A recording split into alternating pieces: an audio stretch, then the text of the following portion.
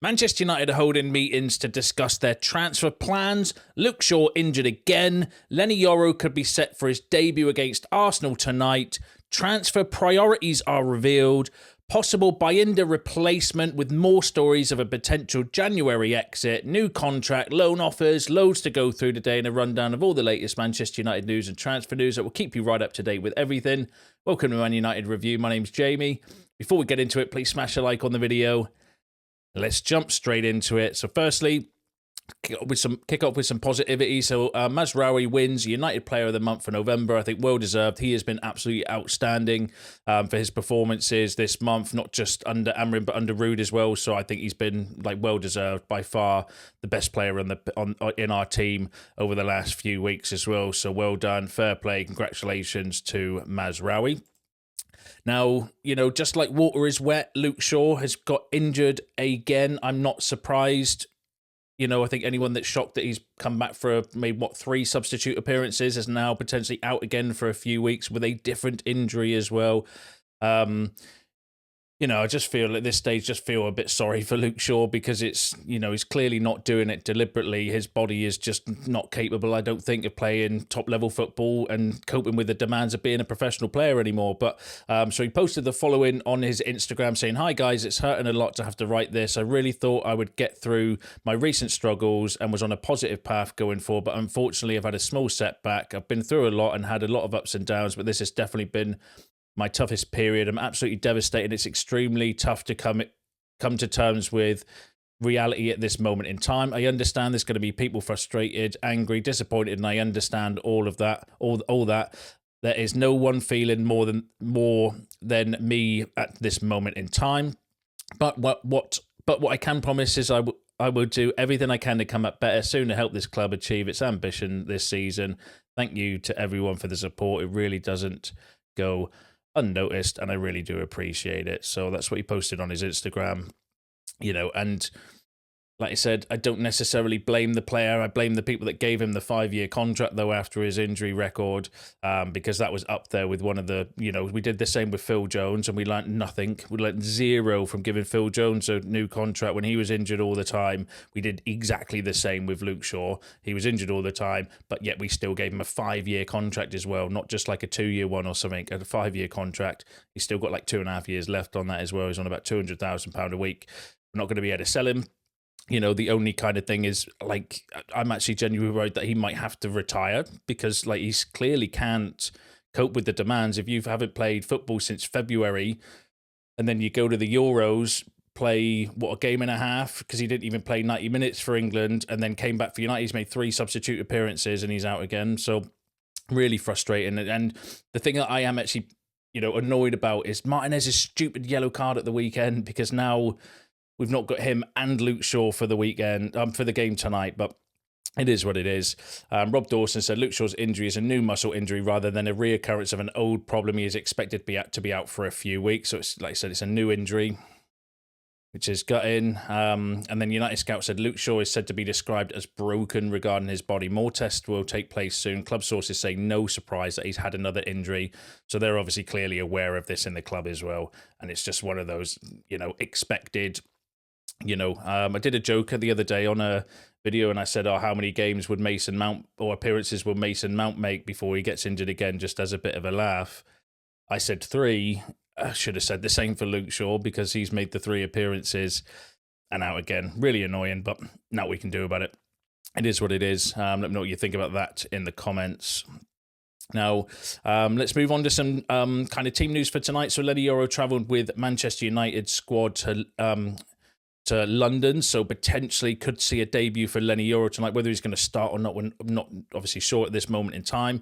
In his press conference, though, Amrin did confirm that he's going to potentially be available for tonight as well. He said he's a special talent. We have to be careful. We haven't had many sessions together. He's very fast. He's a modern defender. He's very good on the ball. I'm very excited. We have to manage his minutes at the beginning as well. So Amrin did kind of confirm that potentially he could be making his debut at some point in time tonight. And we're going to need him now, especially with Luke Shaw injury. Martinez not available. I don't know the availability of Johnny Evans. Lindelof's out injured as well. It's going to be a struggle, isn't it, filling that back three position with the players that we've got at the moment. But Now we can do about it. It is what it is. One player, though, that could potentially fill that void is Godwill Kokonki, who's travelled to London with the Manchester squad to face Arsenal as well. So he's a very, very talented young lad. He's been around the first team squad training since Amorim came in. He's travelled a few times with the matchday squads as well, but never quite made the bench or anything. So potentially he could be one, along with Leny Yoro, where they're given some time to train and develop. So potentially, that could be an option considering now the injury to Luke Shaw. But we need to obviously wait and see.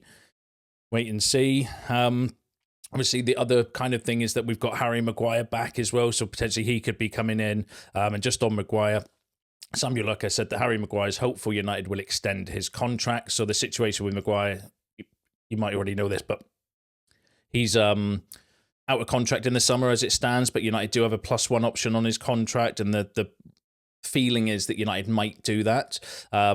It's a bit of a weird one because Maguire's actually getting quite injury prone himself, and he's at that kind of age where that's not going to improve. But I think with Johnny Evans, Victor Lindelof leaving in the summer, if you have a third centre back, we're definitely going to need to get a centre back. I think in the summer, if Maguire goes, you're potentially going to need 2. And is it a little bit too much upheaval? Obviously, Luke Shaw, we're going to need another left wing back as well. Do you know what I mean? Is it a little bit too much? So, not the worst idea in the world to extend it by the +1. I just hope we don't make the same mistakes and give him another contract beyond that and just let bygones be bygones like next summer. But I'll keep you updated on anything there. Now, one player who could potentially, replace Luke Shaw, but more in the long term, is Harry Amas. Now, according to Chris Wheeler in the Daily Mail, they're saying there's a host of Premier League and Championships clubs looking at Harry Amas on loan in January should Manchester United make him available. And I was thinking about that because the reason why he's not getting game time or minutes or not within the kind of squad and stuff is because they don't think that he's physically ready to play Premier League football. Nothing to do with his talent or his ability. It's more the physical side of it. And if you're trying to develop a young player's physicality, then, sending him on loan to the Championship is not probably the worst idea in the world. I know he's a young lad and he could get kind of swallowed up by it all. But if you want to develop somebody's, like physical output, then, the Championship's probably one of the best places. Like, it's the toughest league in the world, arguably, with the amount of games and the kind of players in there as well that are all kind of action and hardened kind of professional footballers. So if you want to accelerate somebody's physicality, then yeah, that would be a good shout for me. But again, on the flip side, would you lose a little bit of his kind of technical development with him playing with the kind of under-21s or the under-23s as well? It's one of those kind of balancing acts. I think it just depends on what it is you want to achieve or what it is you maybe want to accelerate with Amas. But he's clearly not seen as ready for the first team. So actually a loan would maybe not be the worst idea. It just depends on the club and stuff, doesn't it, as well? But let me know what you think about that in the comments. Now let's move on to some transfer news. So the club are now in the process of having meetings about the next steps for several players. So the Mail were effectively saying that United are having meetings and board meetings and stuff on potential transfer targets. I don't necessarily think that that's, breaking news. They probably do that a lot ahead of transfer windows. Obviously, the kind of takeaway, though, is at the moment that Ruben Amorim is still assessing the squad, but I do think that, anyone with half an eye can see that we need a left fullback or left wing back or someone that can potentially play, as both lefts, like Luke Shaw, like as a left-sided centre-back or on that left kind of wing position. We've been needing that for a while now. I still can't believe we didn't address it in the summer and decided to put all our eggs in the basket of Malacia and Luke Shaw coming back, because that's worked out really well, hasn't it? I think that was a shocking decision to not get a left back in the summer. But again, funding, we had other priorities. I get the reasons for it, but it still annoys me that we didn't kind of look to address that. So potentially United are maybe having meetings now about what they want to do for January. The Muppeteers were saying that if there's a possibility that United feel they may get top 4, it might make a difference in terms of January transfer targets or not. But I do think they'll definitely be looking at a left back. That's been kind of clear. Whether we've got the funds to buy one or whether it will be some sort of loan or a loan with an obligation to buy further down the line, again, will depend on funding. It will depend on player sales as well, but definitely one to keep an eye on. But apparently they're all having the kind of meetings to kind of discuss future transfer targets going forward. Now, in terms of priorities, the Muppeteers said left wing back and midfield are priority positions for Manchester United in January if deals can be done. Again, a lot will depend on budget, exits, who's available, whether we're going to kind of go that extra mile because we think there's a possibility we might, finish in the top 4 because Champions League will be kind of key. From what the Muppeteers were saying is that if they feel they can get Champions League football, then they might do something in January to accelerate that because the money from the Champions League football is critical for our summer transfer window. So they might be like a prepared to take a bit of a gamble or a bit of a risk if we're in a better position or better league position coming into the January transfer window, or maybe by the end of the January transfer window, but who knows. And just on the Muppeteers as well, he also said that Amram is rotating a lot to see who fits his team. So we're still at that stage where Amram's assessing everybody and trying to put, square pegs in square holes and work out who can play in what position, who fits his plans, who doesn't. I think there's a few players already that you can tell even just after 1 or 2 performances are not going to make it under his system, but who knows, they've not been training neither as well. So I do think you've got to give some of the players a benefit of doubt because they are just literally learning in games, and that's not ideal. He did say, though, that United are looking at defenders and midfielders. Again, priority positions. I would agree with that as well. I think they are the 2 key areas, the midfield and the left kind of foot wing back position, and no indication that we're pursuing a striker, which was interesting because obviously there's been loads of noise over the last few days regarding strikers. Sporting News yesterday about Victor Gyökeres. I think Florian Plettenberg in the last week has linked us with Gyökeres, Boniface, Muani, Marmoush, and Osimhen. 5 strikers in the last week. I did a video last week around it. If you want to go back and check that out, when he linked us with Boniface, Muani, Marmoush, and Osimhen, I think it was, and there were talks of Gyökeres then as well. But according to the Muppeteers, and I like the Muppeteers, I think he's a really credible source.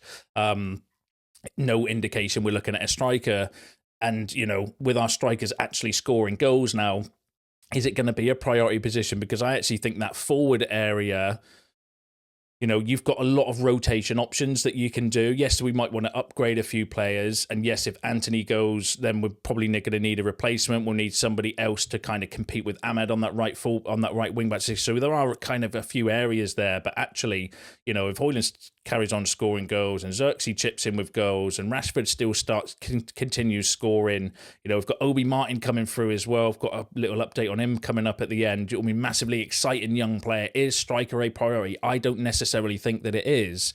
If the strikers continue to score goals and create chances for them, I think the problem's been with our strikers has been the fact we do not give them any service, which is a little bit different under Amram. We are putting them in the right position so that we can use their strengths basically. So I agree with the midfield and the left back. I think they're definitely priority positions. So, but yeah, so we'll have to wait and see what kind of goes on. But according to the Muppeteers, no striker that he's aware of anyway at the moment, which kind of, links in with the next story where Ruben Amorim would be keen to bring Victor Gyökeres to Manchester United. However, United would struggle to meet Sporting's asking price, believed to be in the region of £80 million that came from Alex Crook from TalkSport.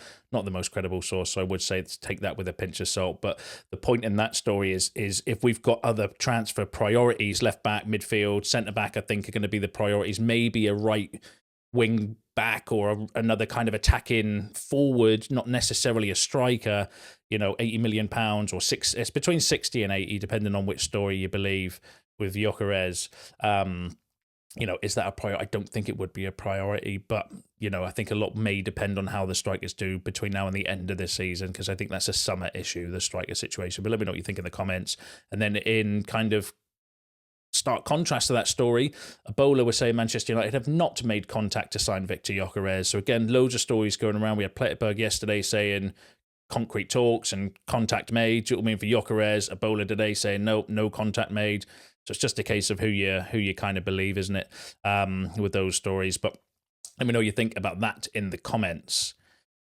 Now, another transfer news, RB Leipzig's David Raum is another player Manchester United have on their shortlist for the left wing-back position. He is considered a very good fit for Ruben Amorim's new system. That came from Florian Plettenberg. Now, Florian Plettenberg is credible, more credible, I should say. He's a credible source, but a lot more credible when it comes specifically to, like, German teams and news and Bayern Munich news and stuff. Although I just mentioned he's literally linked us with 5 strikers. I did like a little bit of a count. Gyökeres, Sane, Raum, Yildiz, Boniface, Muani, Marmoush, Osimhen, Hernandez, Kirkes, another player in a second I'm going to bring to you, and Alphonso Davies are all the players that Pletty Gold has linked us with just in the last 2 weeks, about 12 players. And I probably forgot some as well that wasn't kind of very well researched. That was just off of memory, because obviously I do this channel and, you know, I do a lot of research and stuff like that as well, right? So, you know, I think there's 2 things going on there, but because I still think Plettenberg is a credible source, because he's getting a lot of stick online for the amount of stories he's putting out.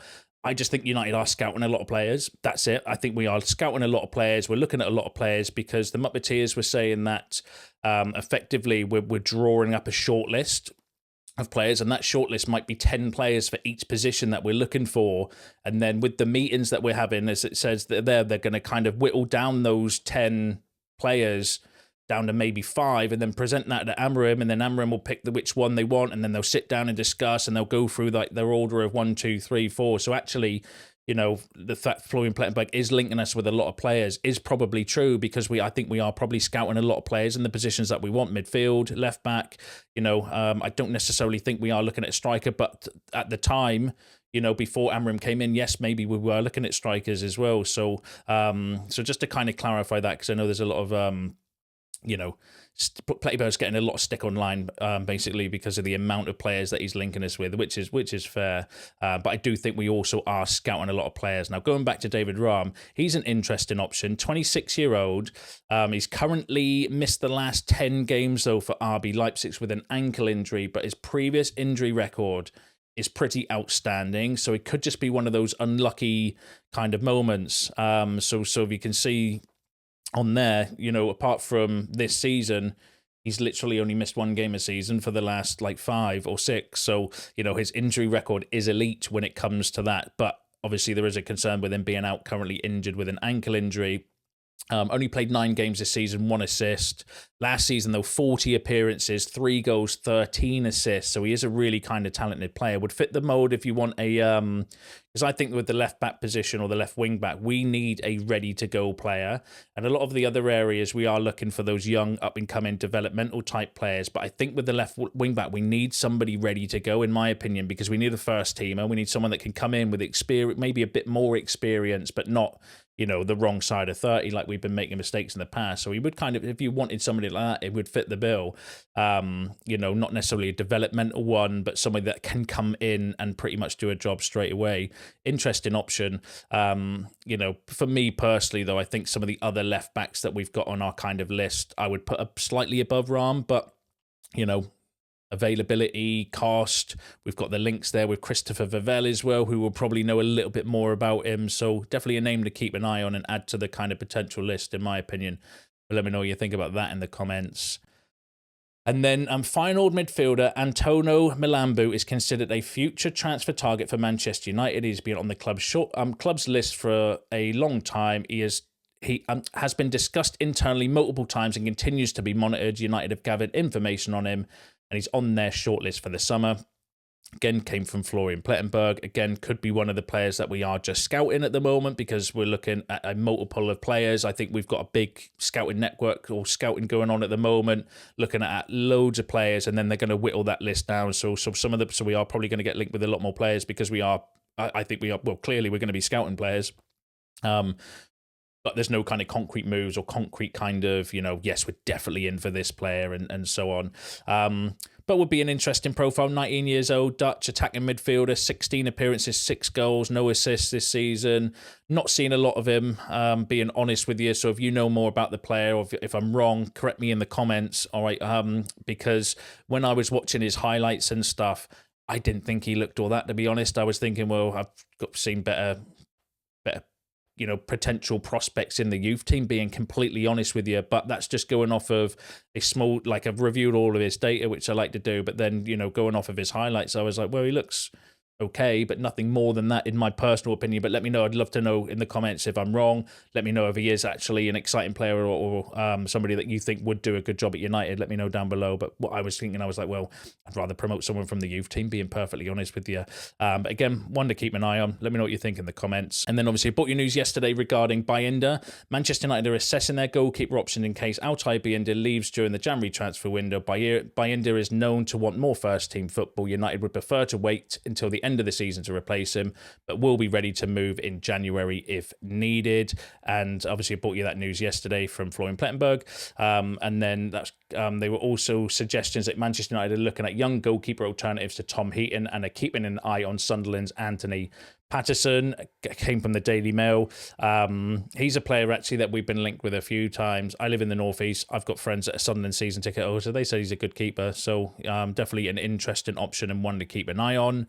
And then the final story I've got for you is Chido Obi Martin made his first appearance yesterday for the under-21. So you know how we've been saying, bringing you stories around his kind of fast-track development. He came on last night on the effectively on the 80th minute last night for the under-21s, and within a minute and a half he got an assist.